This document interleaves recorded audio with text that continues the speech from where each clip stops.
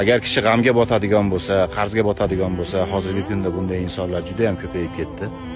Qarzdor odam, g'amga botgan odam, musibatlar tushib qolgan odam, har qanaqa holatga tushib qoladigan bo'lsa, bir sahobiy Rasululloh sollallohu alayhi vasallamning oldiga kelib, g'amga botib qolganligini, qarzdor bo'lib qolganligini arzi bilan keladi. Shunda Rasululloh sollallohu alayhi vasallam men senga bir duo o'rgataman.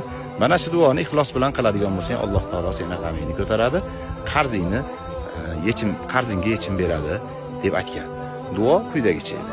Allohumma inni a'uzu bika minal hammi wal hadani wal ajzi wal kasali wal bukhli wal jumni wa ghalabati ad-dayni wa qahri rijal. Duo nima degani?